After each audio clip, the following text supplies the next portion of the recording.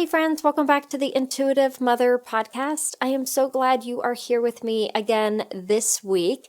As I shared last week, this is a special guest episode. The guest that I have invited back is someone who I have been asked by many of you when I was going to have her back. So let me share a little bit about her again, and we will then jump right into the episode. This week's guest is Shandra LaMotte. She is a teen empowerment coach, lead facilitator for a transformational organization called CORE, and the director of training and programming for CORE's nonprofit branch for teens. Some of you may remember her from early February when our first episode went live. That was on navigating your wounds in motherhood. She brings so much insight and wisdom every time we have a conversation, and I know that so many of you felt the same way.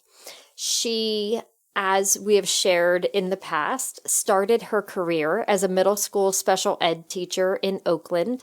As she started to burn out as the teacher, she realized that her true passion lied in fostering self-acceptance, leadership, and self-esteem in young women.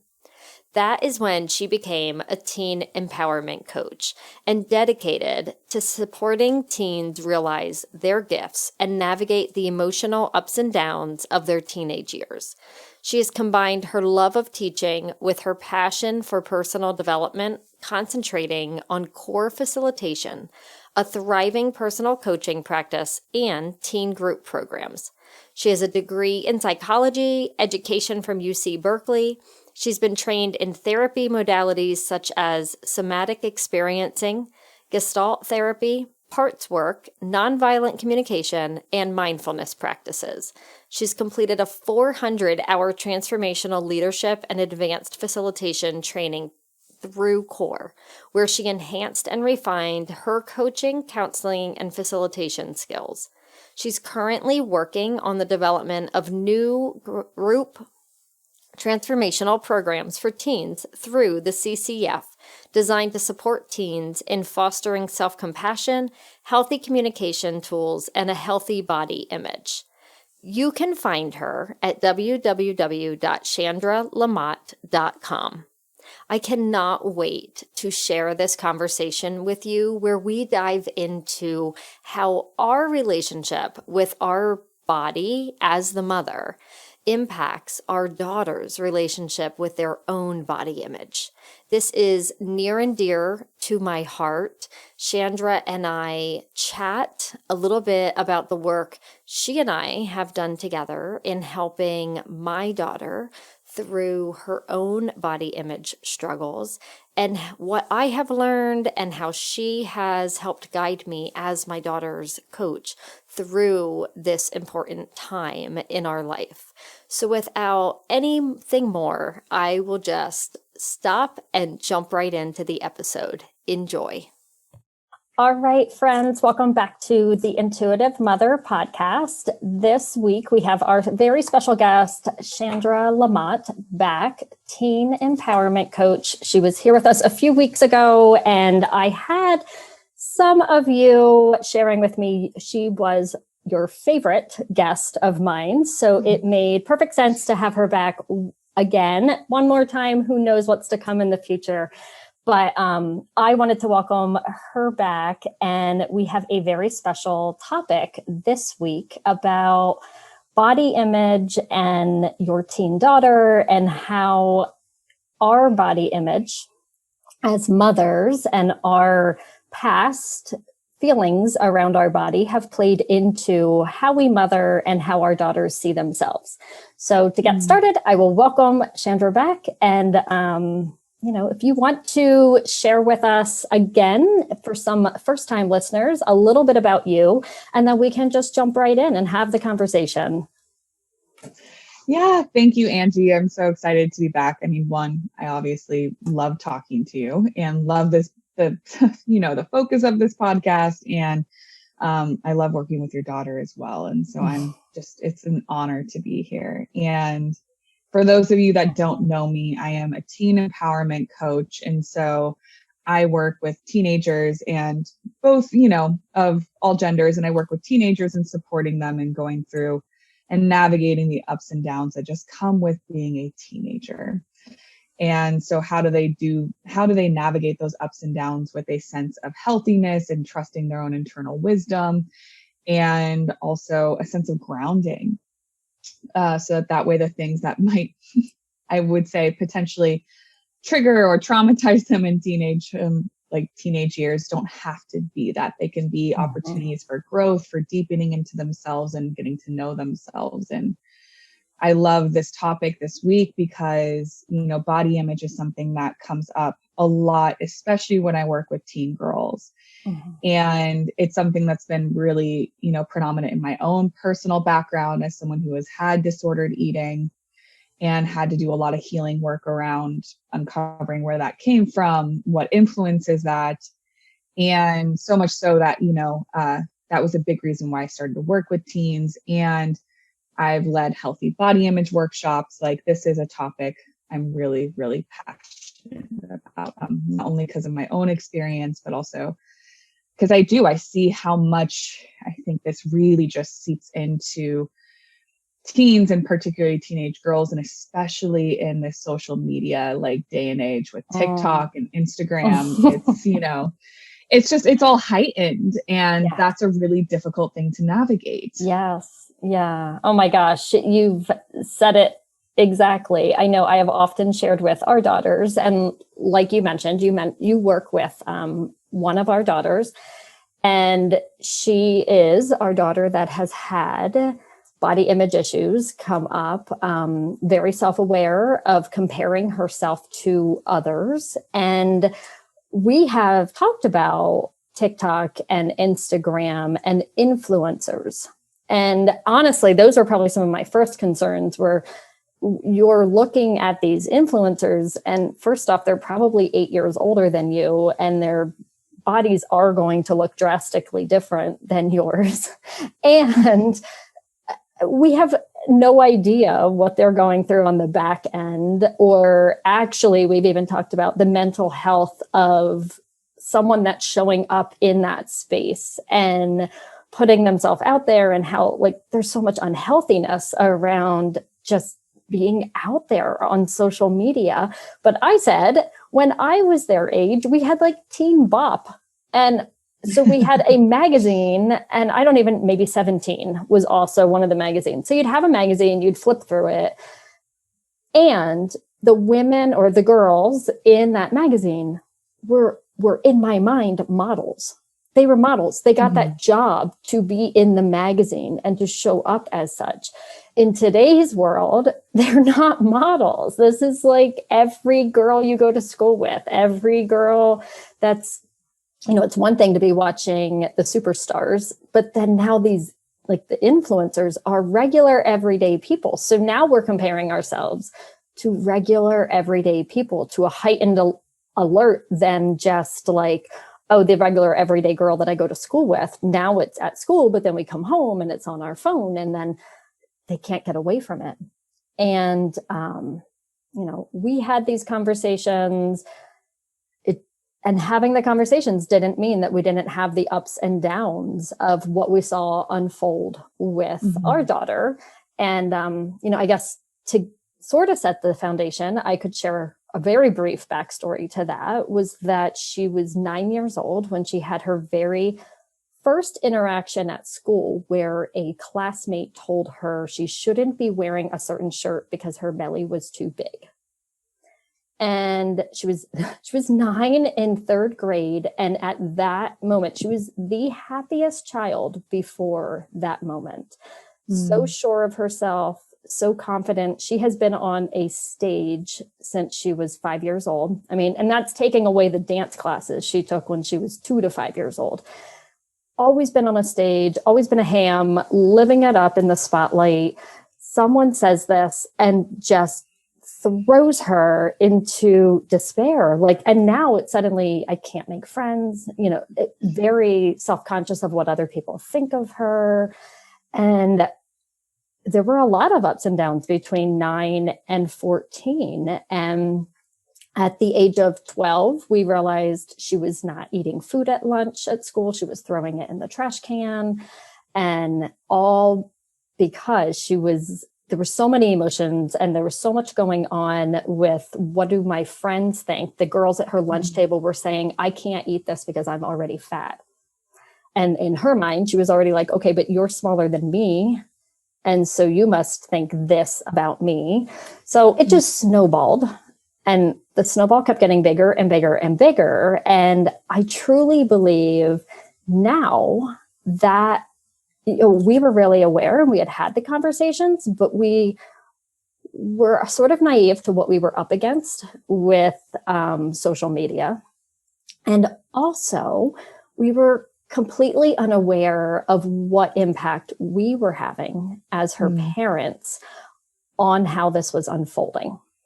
And part of my wish for this podcast and all of my work is that I am really transparent, and that I show up and say, I sort of messed up here, and this is what we did, and this is how it happened, and this is how we moved through it together. Because it was uncomfortable to sit when your daughter's 12 years old and we're in the therapy office and the therapist is telling me your daughter has an eating disorder, and my daughter is saying it's because you looked at what I was eating versus what my sister was eating and made comments about that and told me it needed to be, I couldn't eat that much. And so everything came crashing down from like the age of 12 to 14 of, oh my gosh, we're navigating this.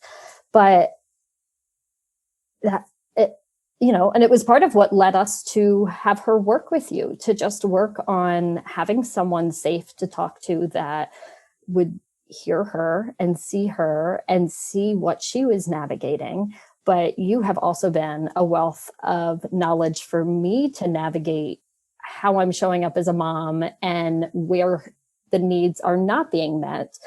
And we had a scare a few weeks ago when she was hospitalized after fainting during a workout, which was likely induced just from dehydration, but also not fueling correctly. And what I really wanted to pull into the podcast and this conversation was something that you brought up with me, and another personal coach had brought up with me after she got out of the hospital, when I reached out and said, how can I help her? How can I show up best as her mom as she navigates this?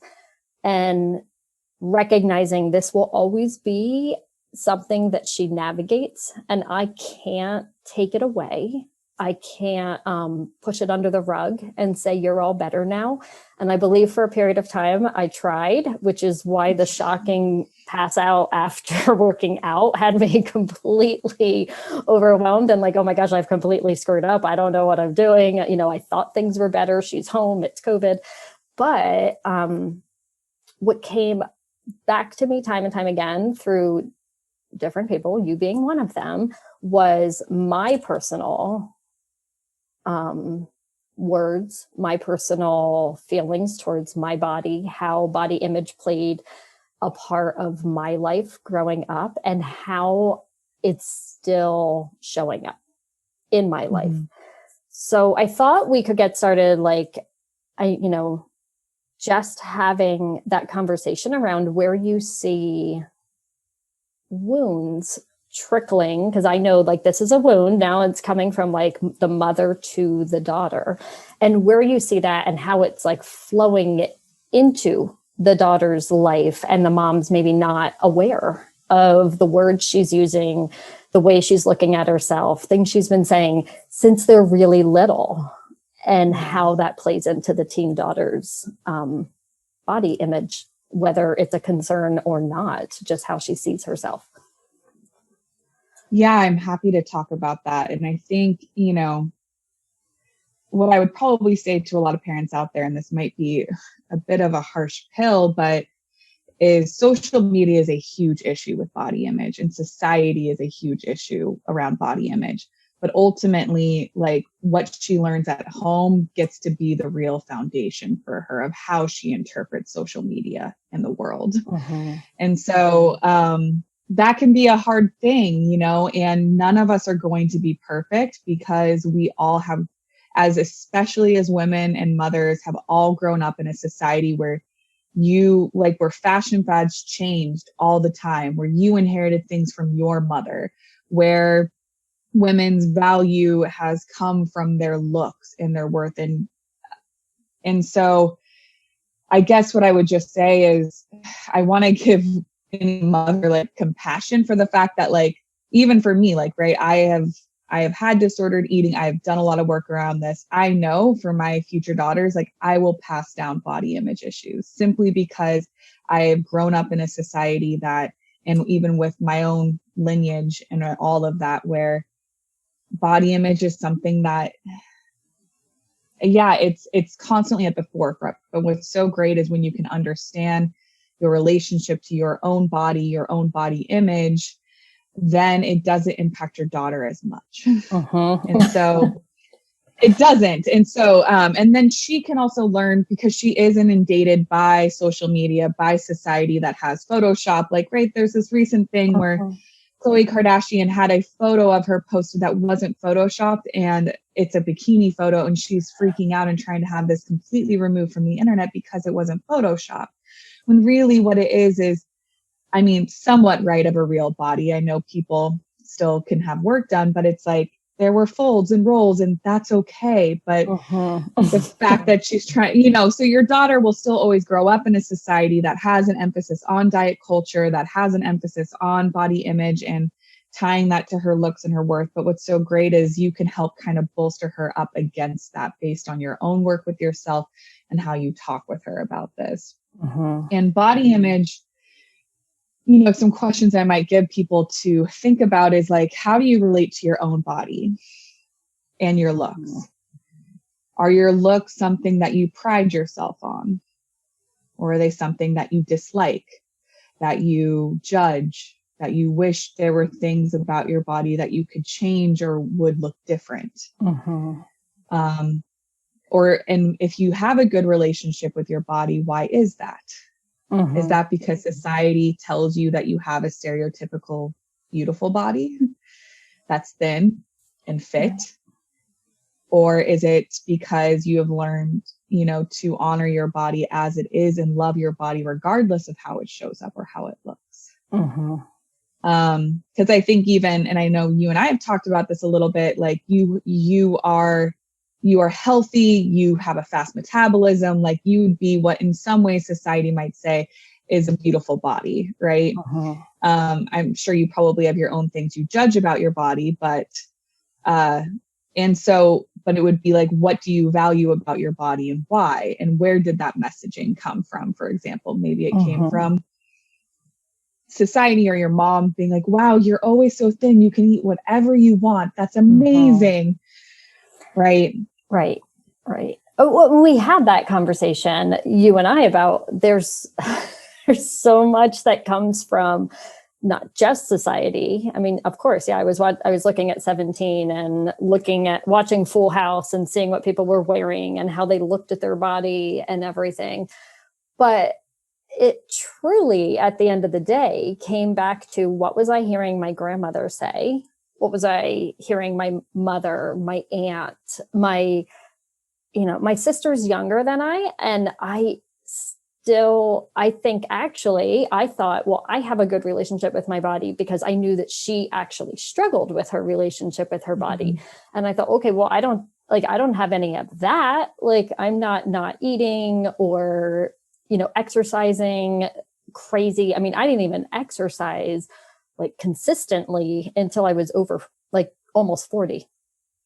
And part of that was because society and my family always said to me, you don't need to exercise. You're naturally thin. And so I just like took that in. And I remember a doctor saying when I was really young, when she's over 30, she'll realize her metabolism will slow down and she'll gain weight. And that was said by a doctor. And I was probably under 10. Like, I can remember being quite young yet. And so I just always thought, like, my biggest issues with my body were more specific to like how I looked in a bikini. And, looking back, people did tell me I had chicken legs, and it did last. But I guess because I always looked at like, well, I'm not trying to lose weight and I'm eating what I want and I don't exercise a lot, I have a good relationship with my body.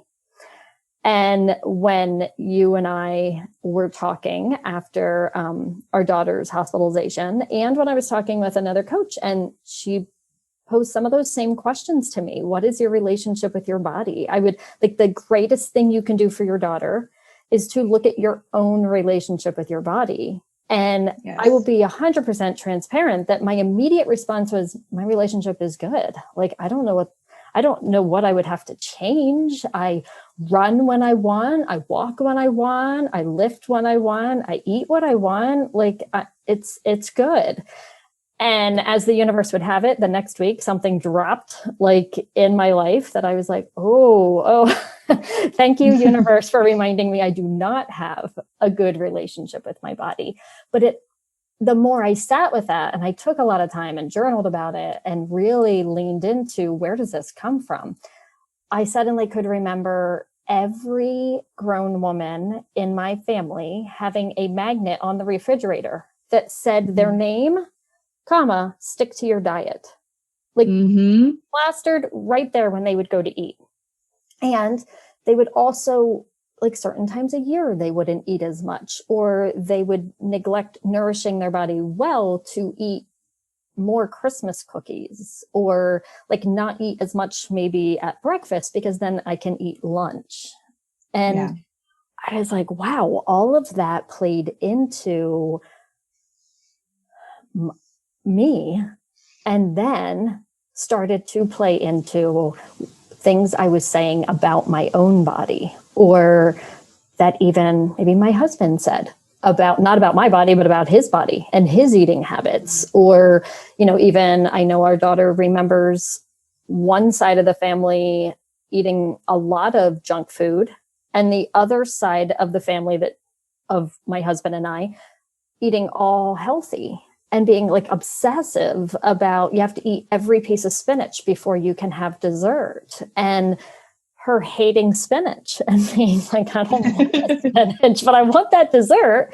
Now I'm like forcing myself to eat spinach.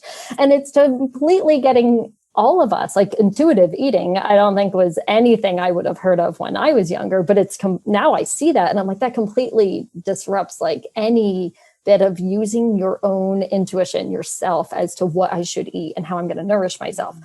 But I think all of your questions are really great questions to sit with. They're questions that I believe, I always like to take this chance that everyone listening to this podcast, I would actually venture to say anybody who thinks they have a good relationship with their body, unless they have done the deep dive work, they actually don't.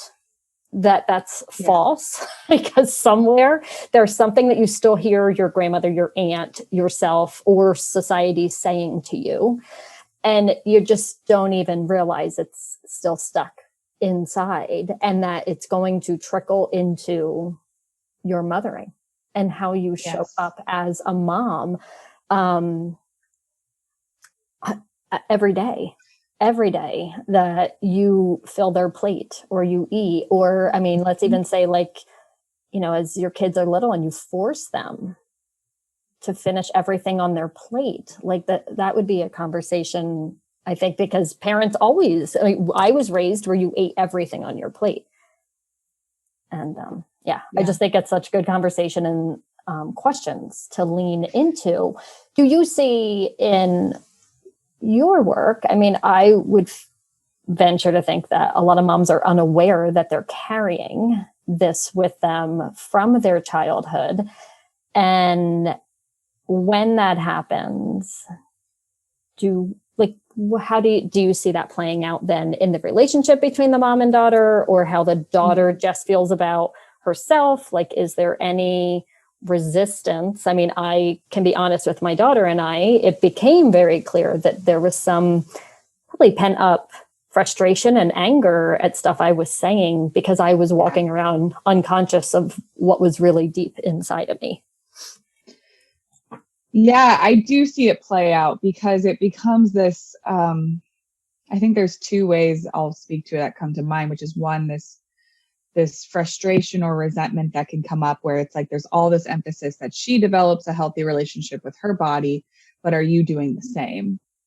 And she needs support in that too. So, what we talked about is like, what are the comments that are going on at home? And, these can be even as innocuous as like, wow, I didn't eat healthy today, so I have to make sure I have a salad tonight. Like that is an example or something I might have said, or because then it says, okay, like, again, I remember it's like, because then your daughter might look at, okay, well, what have I eaten today? Is this good, or is this bad, or is this unhealthy? Does that make me good or bad? Or my eating choices unhealthy? And if I'm okay with what I ate, but you're not, what does that mean about me? Right.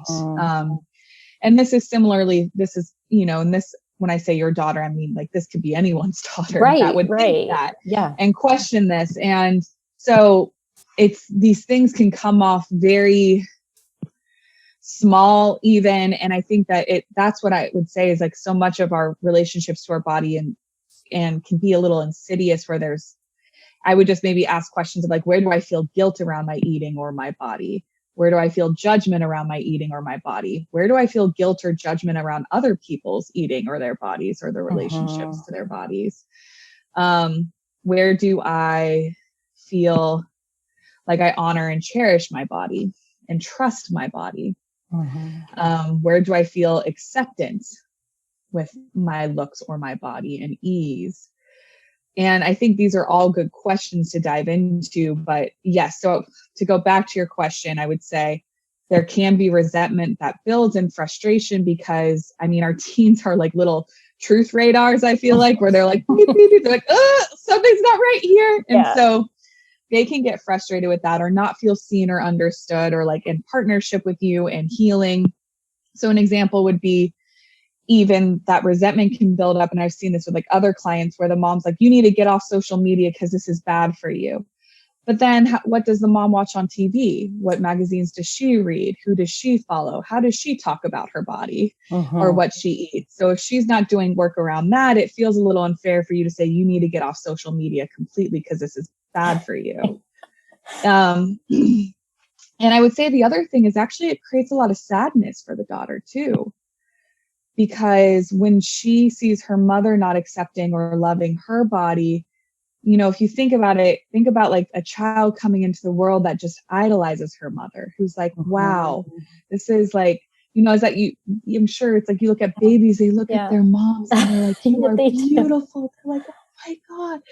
And when they hear their moms make derogatory comments about their own bodies or around their weight or around their eating, it's like, there's a deep sadness that can arise of like, I want you to love yourself like I love you, and to honor yourself. So that's what I've seen, is even, I remember one of I was doing a healthy body image workshop and one of the girls was saying, I have a checklist I take the girls through and I ask them, has anyone ever made comments about their own weight in front of you from your family? Has anyone made comments about other people's weight in front of you and your family? Has anyone made comments about your weight in your family?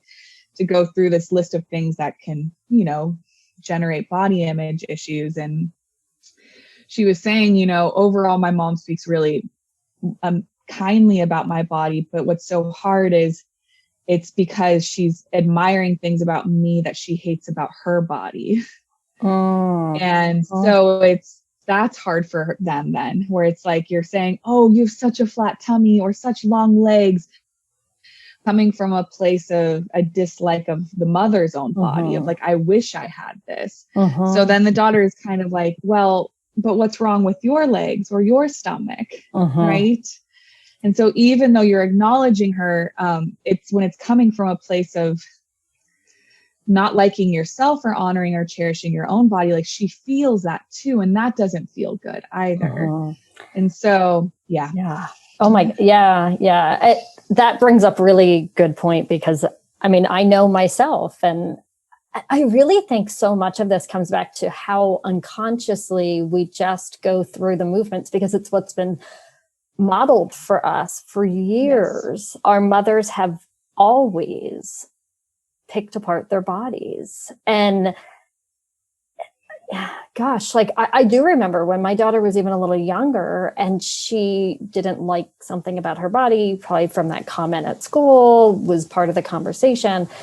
And I found our older daughter sharing with her like pictures of Marilyn Monroe, or like, this image of what we should look like is not how it always was. Like, women were once felt to be beautiful, looked at beautiful, with curves, with what, whatever. Unfortunately, there was still a focus on their bodies. It was still like, which infuriates me as like a woman and a mother. It was still such a focus on bodies, but the focus wasn't so like you have to be so tiny to fit into what society wants you to be. But it's just, we unconsciously were going through like, okay, yeah, I said many of those comments. Or I think like one I used to say is like, well, I like when I work out because then I wouldn't necessarily, if I recall correctly, say something about my body, but that like I felt stronger, or the muscles. So, and then I think in my warped mind, like focusing on the strength or my muscles was actually a positive. But the next thing I knew, she was like wanting to box and go crazy. And it was like this infatuation with like getting muscles. Or so just everything we say unconsciously, if we are not aware that this is something like, they're listening to everything. So there is that sadness that they don't want us to not love ourselves. When you said that, I had a little ping on my heart, because I can remember a time where one of them said to me, like, you look beautiful when you're like getting dressed up to go out. And in my head, I'm not. So I was like, you just sort of like brushed it off instead of receiving that love and compliment from your daughter who sees you like that. And then no wonder when the tides flip and you say to them, you look beautiful, they brush it off, and it's not at all received deep inside. They just don't believe it at all. They're looking at the standards of what everybody else look like, and they're comparing themselves to what everyone else looks like. So I could, I felt a little heart pang, and I can see those questions. And I imagine the girls in your body image workshop were probably checking like every box, because what I believe is that it's just so much more prevalent than what you're really thinking. And that maybe we could talk a little bit about like, there's body image issues, and then there's disordered eating, and then there's eating disorders. And that really was something that I had to learn to understand, because to me, it was like body image issue was, okay, she doesn't like her body, or like, we don't like how we look. And I thought it was that and eating disorders. Like I didn't really know about what was in that zone of disordered eating. And, I'm sure all those girls in your workshop are checking every box, because it's just so prevalent that we fit into one of those categories as women in general. Yeah.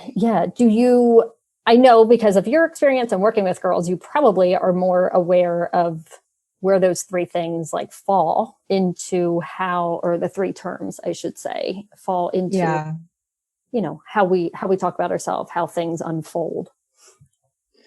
Yeah. So body image issues, I would just say, or an unhealthy body image would be where you probably feel feelings of judgment, guilt, or even an immense amount of like pride on the way that your body appears or looks, or how you look. And so it's always dependent on what your body looks like rather than your relationship to your body. Like that's what I focus on, is rather than the focus on what do I look like. And of course you can come to love your body and its multiple characteristics, facets, looks, all of that. But it's also like, do you trust your body? Do you listen to your body? Like with that intuitive eating, do you listen to it? Do you honor your body with nourishing foods and nourishing movement and nourishing thoughts? Do you, so if you are not doing those things, and generally it's like we have some form of unhealthy body image. And again, growing up in society, I don't know anyone that has escaped that as a woman. Like I still have it. And this is though the lifelong work of like, okay, I've given this example of, I'm pregnant right now. And when my doctor immediately made a comment about that I was gaining too much weight, I like immediately felt like this freak out, this clenching, this, oh God, is something bad or wrong with me?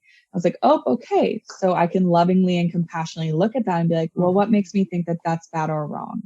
Is there actually something medically that could be an issue with this? Or is this like, what if I chose to continue to listen to my body, nourish my body, like, and trust my body? And that includes listening to its ebbs and flows, its cravings, in what ways am I not? But like, I had this clenching of like, oh, that's bad or that's wrong. I don't want to put on weight. And I was like, oh, okay. So there's still some of that thinking. Got it. It will come up. Okay. And so that's more of body image. And it's also, what do you see when you look in the mirror? If you look in the mirror and you're generally judging what you see, or even neutral or numb, like, and I mean, not that, and body neutrality is actually a big movement that's happening these days, because a lot of people are like, well, if I can't love my body, like, what if I was neutral towards my body? Which is a beautiful thing too, because there's something about loving your body can turn into this intense prideful thing. And again, I would just always check, is this healthy or not? Like, loving your body is different than the pride that comes from approval you get from others around how your body looks. So for example, growing up in Orange County, a lot of people probably would say that they loved their bodies, but how are you treating your body? What are you doing to your body? Does all of your pride stem and sense of worth come from other people approving of a particular way you look? Like, that's different than love, right? Right. And so, yeah, so that was what I would say around body image is, what do you think when you look in the mirror? What is your relationship with food, with weight? And then disordered eating is where you start to eat to either restrict your eating, binge eating. It's some sort of eating that, like, for me, it was restricting my eating, not to the place of having an eating disorder like anorexia or bulimia or anything like that, but I was still constantly thinking of, what I was eating, if this was too much or not. Like, that was clearly disordered eating, with the amount to which I thought about what I was putting in my body. If it was too much, the amount that then, if I had too much food or what I judged as too much food, I was like, I need to eat less and would restrict or starve myself in some way. And disordered eating generally, there's still this, for both disordered eating and eating disorders, I believe this, but there's still some sort of fear that you will gain weight, right? There's fear that weight will get put on, and that's why you engage in this sort of eating. It can start off as wanting to lose weight, but again, disordered eating is more so actually for a lot of eating disorders, most people continue with them because they're afraid of putting weight back on versus it can, So, and it just would depend, I think, with eating disorders versus disordered eating, is what's the extent to which you engage in these behaviors and how often. That was all really, really good. And like I said, that was stuff I did not know the difference between disordered eating and eating disorders. And when I recognized, and honestly, I would say some therapists have not even embraced the difference in that, and actually the negative impact of labeling a younger, anyone, but carrying that label with you. Whereas, when our daughter was 12 and someone said, well, she definitely has an eating disorder. But then at 12, you can't even find practitioners that want to work with her. Clinics are not even open to that. And now that I've done more research about disordered eating, I would venture to say that's where her struggle was lying at that time. She was, she was throwing food out, but that was because she was restricting. But she wasn't restricting to the point of anorexia or anything like that. So she was restricting because she wanted to watch her weight, because she wanted to look a certain way, because people made comments, whether it be me, my family, my husband's family, her older sister, or her classmates were making comments about their body or her body. And it all just snowballed in her mind. So I think that was really good to go over that body image issue, because I like you believe, okay, every one of us has had in some form a body image issue or concern, especially as a woman growing up. I mean, I grew up in the 80s and 90s. We had body image issues back then. I can remember seeing like on even like, I'm thinking like Wonder Years, and they like the one brother was like gaga over women of a certain shape. So then, obviously I'm going to look at my own body and be like, well, my body doesn't look like that. So that must be wrong. That must be unattractive. I mean, I can remember saying to even my husband, like, well, I must not be really like attractive in this way because I'm thin, but I also am not well endowed in any area, to be really honest. And that wasn't how he thought, but that was like society and just the brainwashing of what you had to look like. So I believe all of us have had problems or had to work through some of the body image issues. And then it's, where do we see that? Do we see it feeding through into disordered eating? And I also feel like as a woman, and in talking with all of my girlfriends, I would say that every one of us at some point has restricted our eating, whether it's leading up to our wedding or like when we're pregnant and they're saying you're gaining too much and it's like, oh, we better not. Or on the flip, when I was pregnant, the doctor said to me, you're not gaining enough weight. Please eat a bowl of ice cream every night. So now but then as soon as you have the baby, then it's like, oh, stop that. Oh yeah. Stop. Yeah. Like now it's not okay to have cravings. It's not okay to say like, well, but I'm hungry.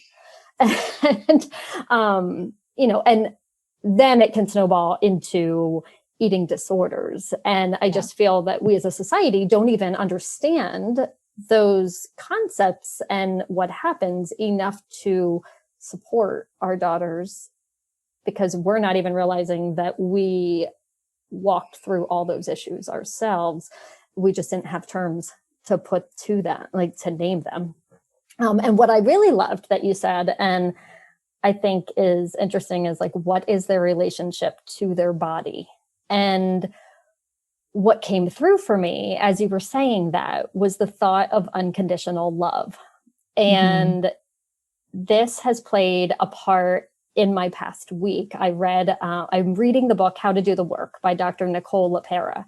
And in there, she goes through one of the archetypes and like the child doesn't have unconditional love. And I realized like how big that really is, and how we believe that even if we came from a perfect family, that we were given unconditional love. And while that is true, what I started to really feel into was that, but if we are told you have to look a certain way to go to school, you are more loved when you are a certain size, or even like I said to my husband, and I was laughing about this, I had a very dear grandmother. She was clearly one of my best friends of my whole life. She passed away 5.5 years ago. She was still coloring her hair and making sure she looked okay into her 80s.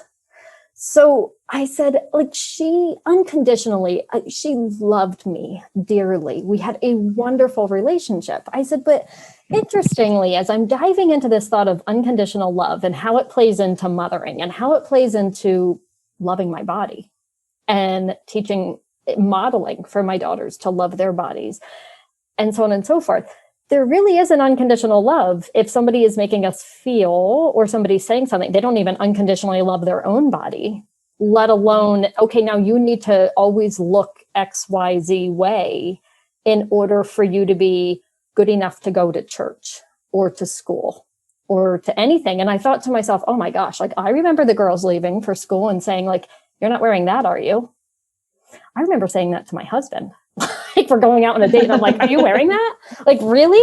And then I thought, oh my gosh, like that trickles down and it plays into the body image and how unconditional love and just that basis of that relationship with ourselves and with our mothers and our grandmothers and all of it just that term was like such like a mind-blowing moment for me of like, people can really, really love you. And it does not necessarily mean that it's been unconditional, because unconditional means, and you would like to think that every mother loves their child unconditionally. However, I believe we as moms put many more conditions on our children, and it feeds into that relationship then of not trusting themselves, not loving themselves, not loving their body, you know, all of it, because we also showed up with conditions for ourselves and for them in love. And, you know, I sort of think that went off on a little bit of a tangent, but when you were saying the relationship to their body, I heard it again, like unconditional love for ourselves and for them, for our daughters. And no matter they are, like, they're beautiful as they are. And we have so much work to do to get to the point of really feeling that and believing it and embodying that they are perfect and beautiful as they are. And maybe even taking the word perfect out of it, because nothing is ever perfection, but taking beautiful. And, you know, I think is there like not a quote that says something like the one flower doesn't stand next to the other flower and say, you're prettier than I am. But we do. Like, we go up to the flowers and compare them and say, well, that one's a pretty flower. I'm going to take that flower instead of this flower. So I don't know, you know, that was just a side thought of mine with how we as mothers show up and teach our daughters unconditional love for themselves.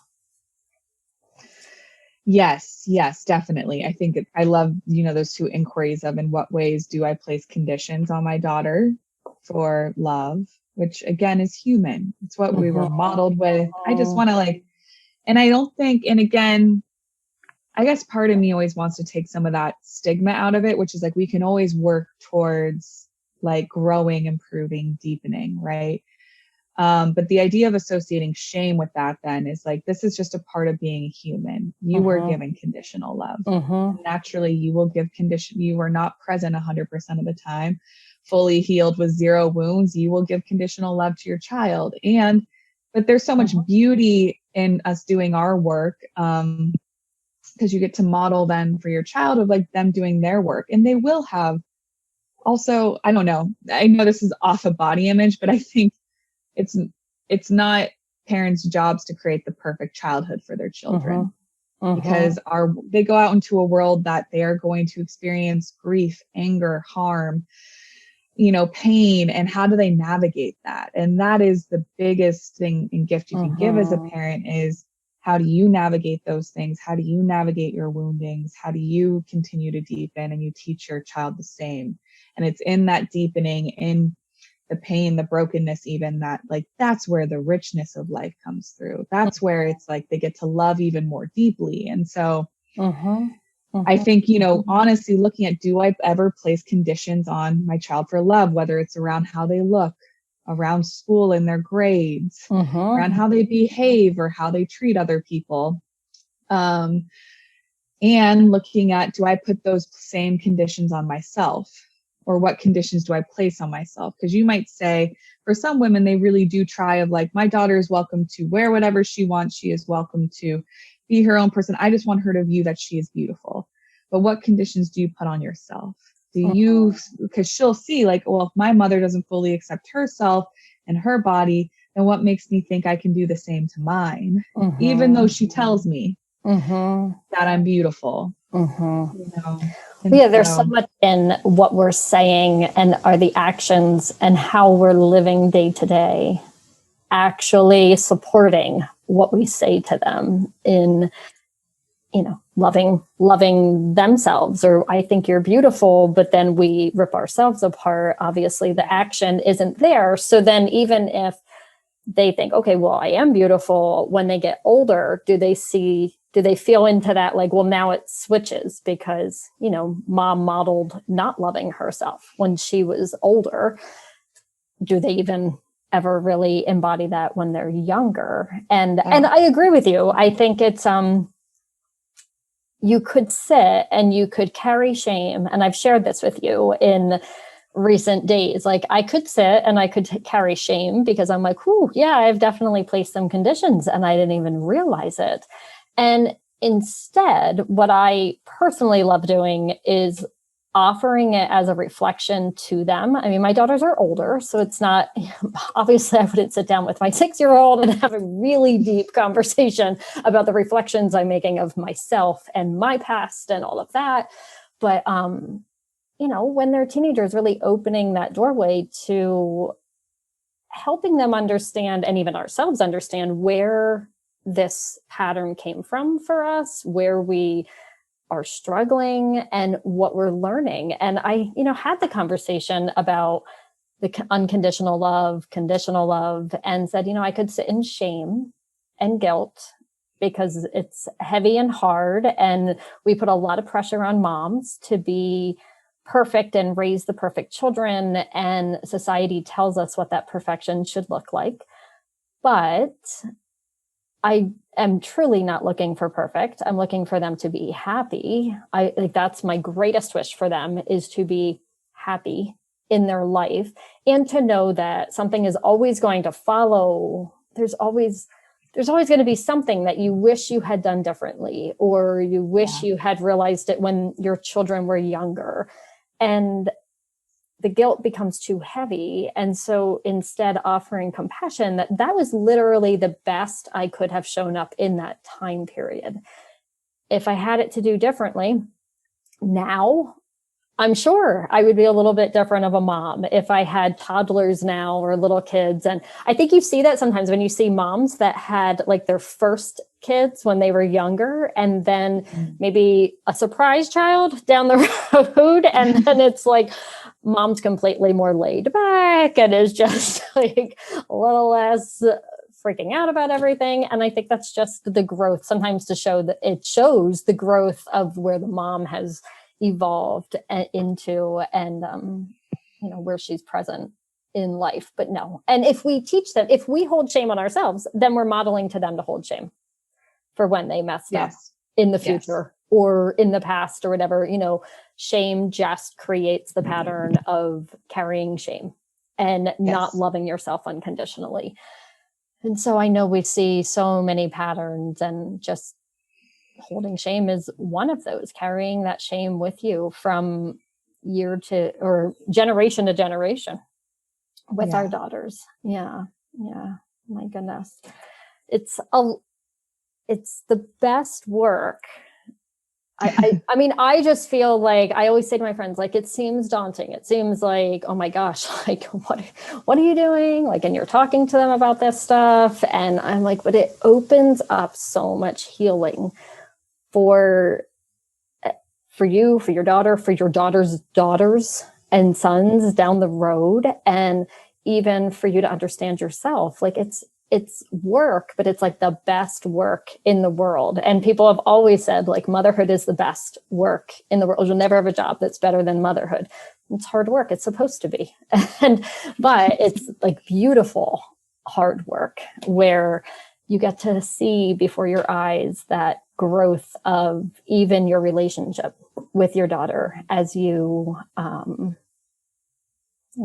heal yourself and heal those wounds, and then watch them heal whatever they're going through. So I think so much of it ties into the unconditional love, but then pulls in our body, because bodies are such a big thing that women have in society been looking at for generations. And so I definitely would love to hear, just for our listeners, if you had an invitation of where you've shared so many great questions. So I don't even know if you're like, oh my gosh, I've already said this, but like starting the conversation about their bodies or your body with your daughter. If you think, where you feel would be a great place to start, or how to start that conversation. Because I do think it's one that is scary, especially if we think there's something going on that we're unsure of and we want to pry. I mean, I was doing that. I was like going through trash for granola bar wrappers 5 years ago. But any words of advice, of invitations to how to lean into that conversation with your daughter? Yeah, I think and obviously I'll speak to like teen moms or moms of teens, because that's more my specialty, developmentally. I think there's two options in how you could approach it. One is first start off by doing your work and by sharing what are you noticing as you do this work. Even a small example is when you watch a TV show, if you notice thoughts around how the main woman looks, what is she wearing, why is she wearing this, or judgments that come up in your mind, you could say, wow, I just watched this TV show, and maybe you watched it together, a movie, and I noticed that this was what I loved about this, or XYZ. But also when I looked at, I'll give an example. Let's say you watch the movie Wonder Woman. That is an amazing new film. I went and saw in the theaters. I cried a little bit when I was watching all these little girls seeing the strong, powerful, like female superhero. And like Gal Gadot definitely epitomizes a particular beauty standard, right? And so when I watch, it's like, oh, I noticed I compared myself to how she looked. Part of me wishes I looked a certain way. And so I might, for example, like if we were to watch that film together, be like, wow, so what do we love about this movie? And then afterwards say, and what I also noticed is that when I was looking at Gal Gadot, like part of me judged my looks and wished maybe I looked a certain way, or there were things I propped up that I thought were really beautiful. And I noticed those are things that I judged about myself. And, that's not the relationship I want with my body. I want to really learn how to love my body and honor my body. And so I'm curious, like, does anything like that come up for you when you watch movies or TV shows? Is there anyone, or when you go on social media, is there anyone you compare yourself to?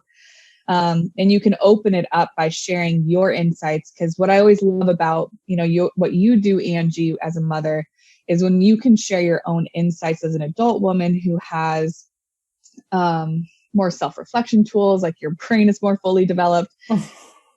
Often teens get to then consciously say, well, do I do that too? Because they may not know that they're doing it. A lot of them do, but you give them examples. And so she might say, yeah, I noticed I was doing the same thing. Or she might say, no, I don't think I was comparing, and be like, okay, great.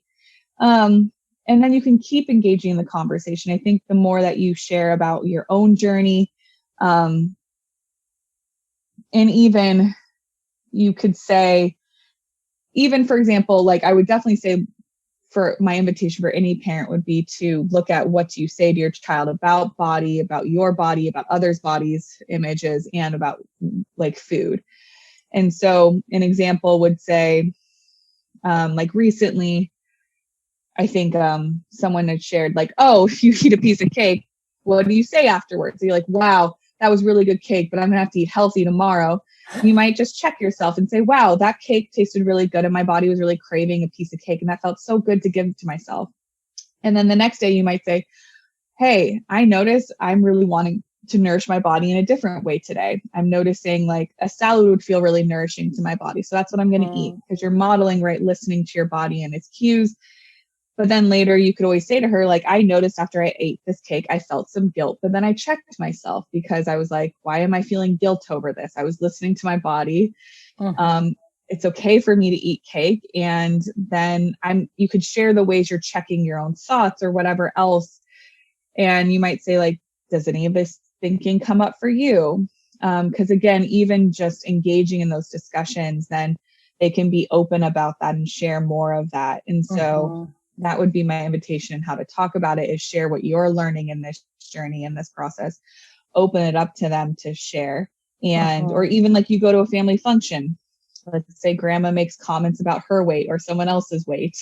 You could say afterwards, be like, wow, I noticed grandma said that. Part of me, when I heard that, I thought, oh, she's like telling me I lost weight. That's so great. Like I noticed a particular pride that came up, but then part of me questioned that and said, why does it matter if I've lost weight? And you could say, do you ever notice grandma says things that bother you or like that bring up things for you? And you can just ask them those questions, because I think so much of this happens at an unconscious level, for almost all of us, and especially for our daughters, that bringing it into light and into consciousness is what's so important. And the last thing I'll say is like how I worked with your daughter a bit is saying, these thoughts will come up. Like you were raised in a society of diet culture, of all the social media, of, lineage healing around body image. Like those thoughts that judge yourself are going to come up. And so it's not so much how do I get rid of them completely, but rather how do I notice when they come up and rewire my brain towards something else? How do I question these thoughts versus just believe them? The example is even with all my healing work, when my doctor said you're gaining too much weight, you should lay off the sugar. Like I had to notice all my thought responses to that and be like, okay, wow, this is what came up. Ooh, this is where that feels tender. Oh, this is where my self-judgment comes in, or wanting to restrict. This is where my fear comes in. And then say, okay, how do I actually choose then to tackle this situation? For me, it was, I want to make sure I'm medically like doing healthy things. So of course, and she didn't say that there was a big concern.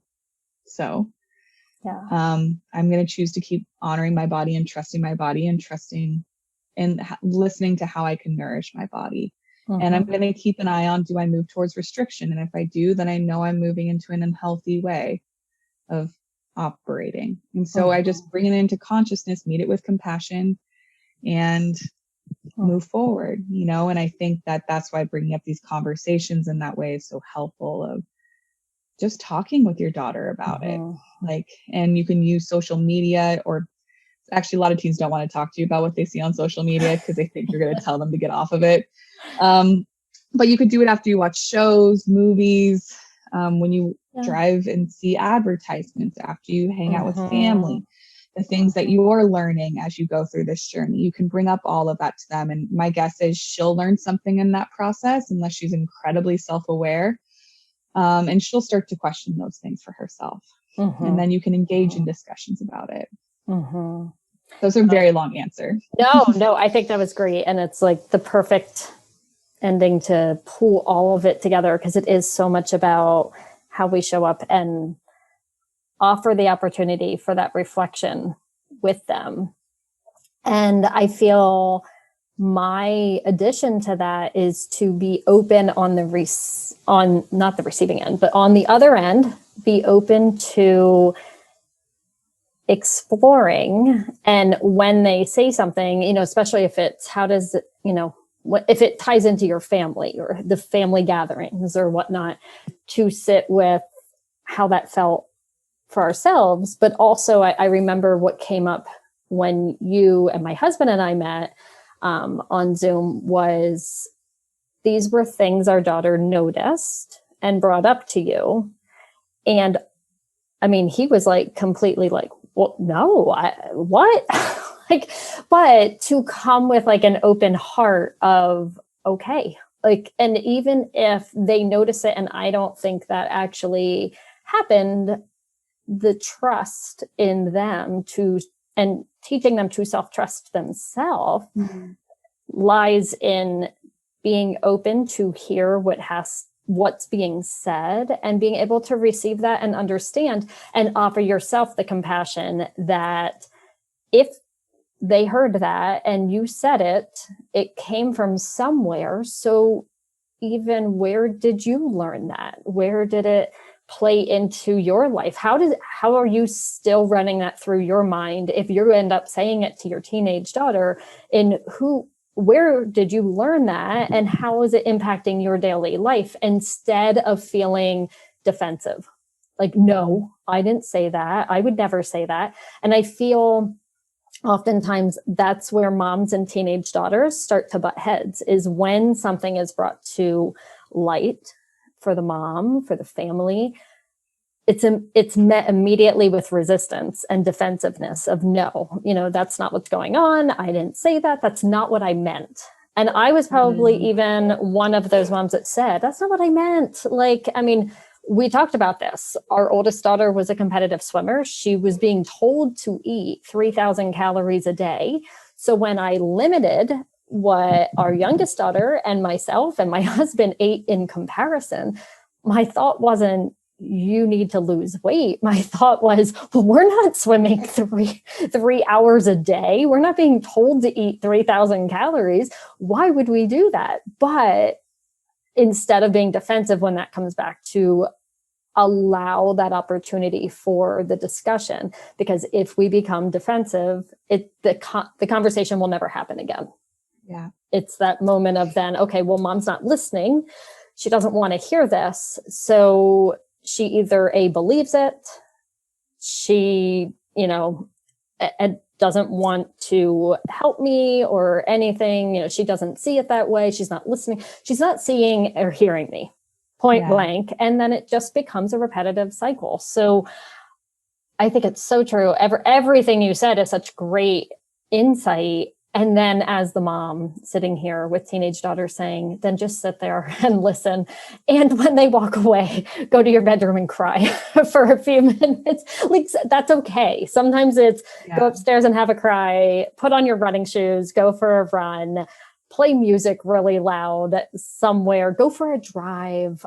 I don't know. Whatever it works for every mom is different. I have multiple ways I feel after those conversations and multiple ways I need to nurture myself in that moment, because it's hard to hear. But then if I allow myself that space and the reflection, what I have noticed is then the relationship between my daughter and I and my other daughter and I have only blossomed because I've allowed the conversations to be hard. And even what people would say would typically be like a hit on how I'm doing as a mom, but just opening up for okay, well, we all make mistakes. And so let me hear this and then we'll move forward. So I think that pulls it all together is everything that you said. And then just be willing to listen and see and hear. And I know we talk about that with our daughter, your work with our daughter,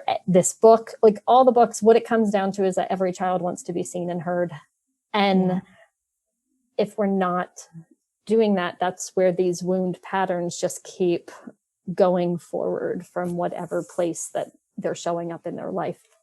So anyway, well, I thank you so much for coming back on here this week and just offering so much of your insight and all of your work with teens and teen girls and how you have navigated it yourself and being really open and vulnerable and sharing. And of course, as always, we are always so grateful for you. And I know my listeners love hearing your insight as well. So thank you again for coming by. Oh, my pleasure. Thank you for having me and engaging in such amazing discussion. And I'll also offer up if anyone has questions based on things I've shared or anything like that, you're always welcome to contact me. Email me. I'm happy to elaborate based on what I said too. So, because I know so much of this has layers and it can be, I'm still so uncovering a lot of the layers for myself. And we're always uncovering. I had just said to our daughters the other day, we are an onion and we're always peeling back more layers. And that's what life is supposed to be. It makes it interesting and deep and loving and all of that. What is your website? And I'll put it in the show notes, but just in case somebody listening just wants to jot it down, best place to find you. Yeah, so it would be ShandraLaMotte.com. And my email is Shandra.LaMotte@gmail.com. So always welcome to contact me. Okay. Thank you for asking. You're welcome. And I will, like I said, include that in the show notes so everybody will be able to see it and just click on it there and find you.